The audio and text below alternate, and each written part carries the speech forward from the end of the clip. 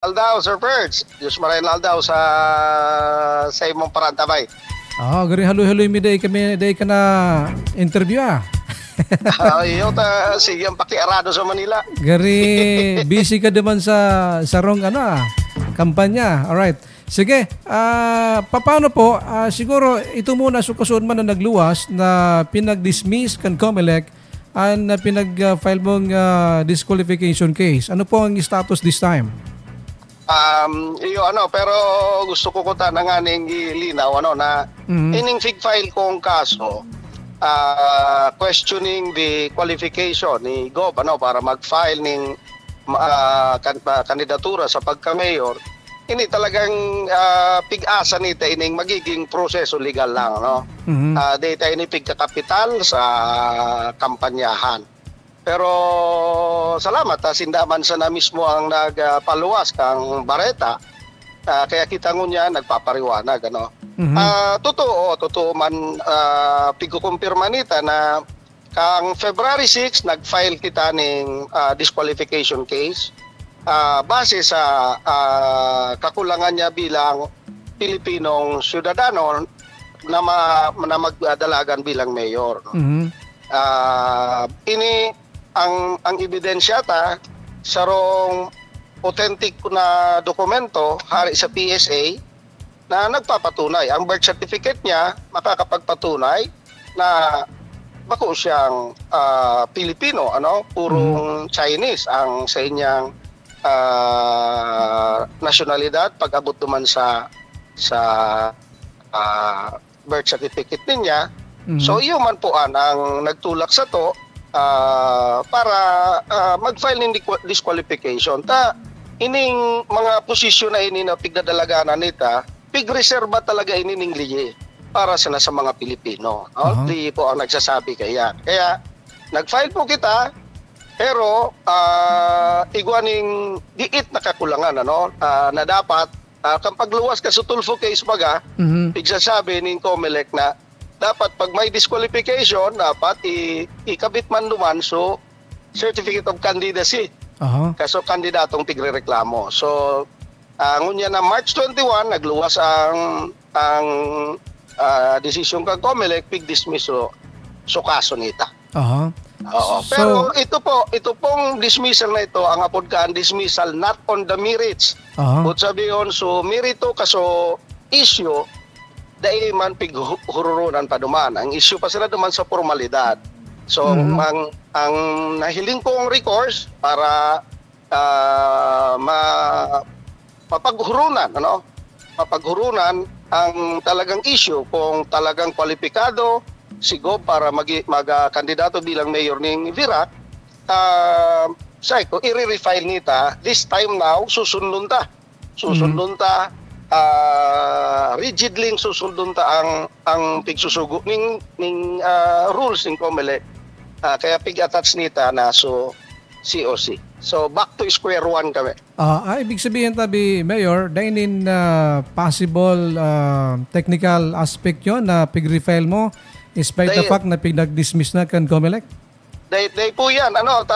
Basta ang decision bako nakabase sa merito, day po dyan yung pig-apod na mga double jeopardy. Ayan ang pig-apod na dismissal without prejudice. Without prejudice. Kung halimbawa ang pagkaka-dismiss man nga duman sa pigsabing dismiss with prejudice, yon data na pwedeng i-refile. Although because the question here, ang question na piga-presentar ta sa COMELEC is citizenship. Di man po ang nagiging final. Ang all issues na base sa citizenship, miski awat na ngayon din desisyonan ng korte sa ibaba, pwede man siyempre na i-question sa Supreme Court. Para mo ining issue ng citizenship po, pagka-inimportanteng issue ko yan. Pagka-inimportanteng issue na dapat talagang ultimong ang Supreme Court nagsasabi, sinda ang magdideterminar kung talagang ang tawong piki-question Filipino ba ko? Alright, actually, di ba may nagluwas ng issue for the past how many years, 2013, may parang disqualification case man ang grupo kan Wong yata, group kay ito, Ano pong pagkakaiba kan sa imong disqualification case ngunyan duman sa 2013 na issue? Itong mga 2013 issue, bako po itong disqualification case, no? Ang pagkakaaram ko, nag-file ining other group ning question, ang legal question naman is sa BID, ano, sa Bureau of Immigration. I-questionin ang dokumento ni Gob, no? And ang issue naman is siguro naturalization. Pagpapanalify ninda ito. Sa Satuya, ang Satuya ano niya, nakabase bako sa kung anong dokumento, nakabase kita sa birth certificate issued by the Philippine Statistics Authority, ano, PSA.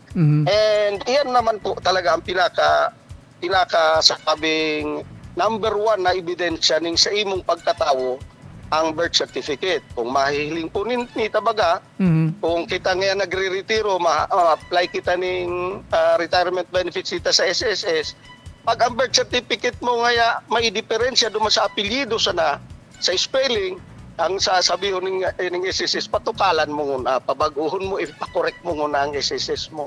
Tanga ay ang birth certificate mo, tanga ni makakobra ka sa SSS.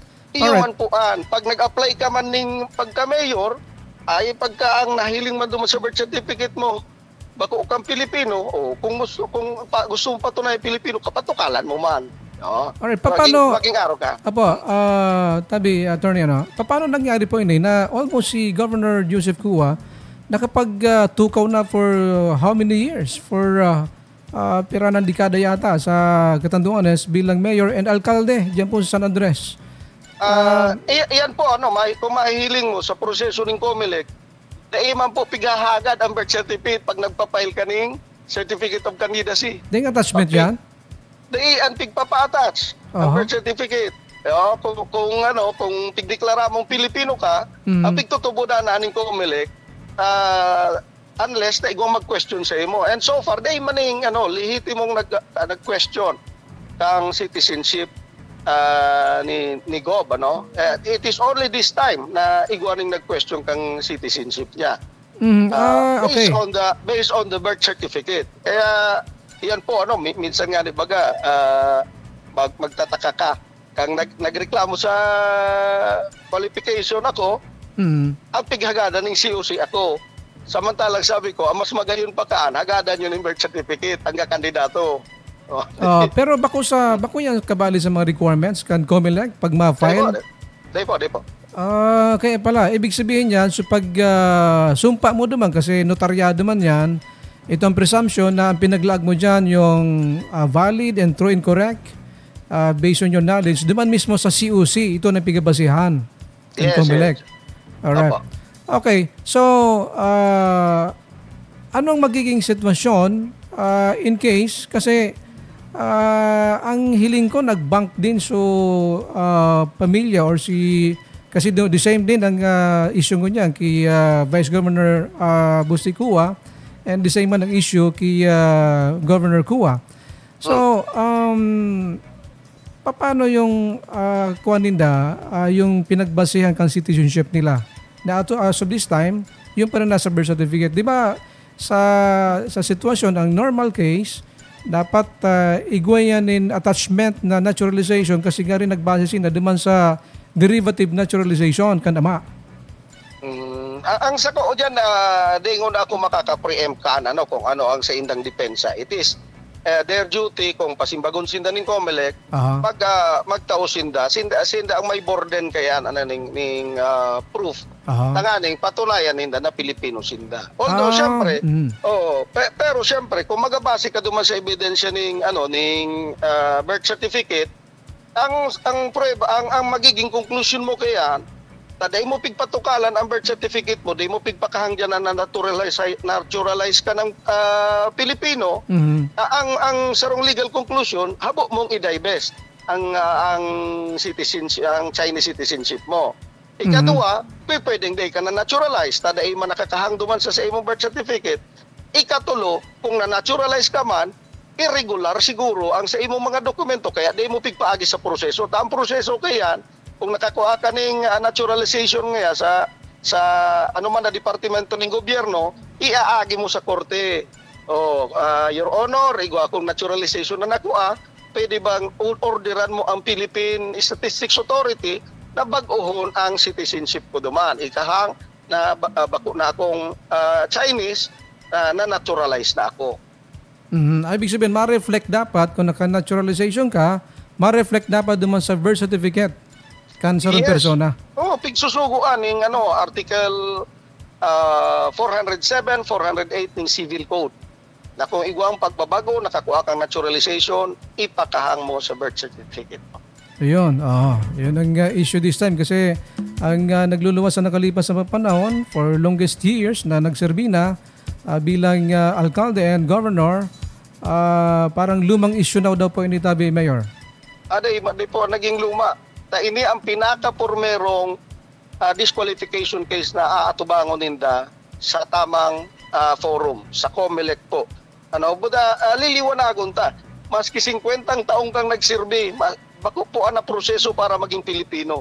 Maski iboto ka pa ng 100% butante sa Virac o sa Pilipinas, bako po ang na proseso para maging Filipino ka. Ang naturalization ta po kung foreigner, kaipuhan po na piga-apply sa Kongreso mismo bagyan na prangkisa.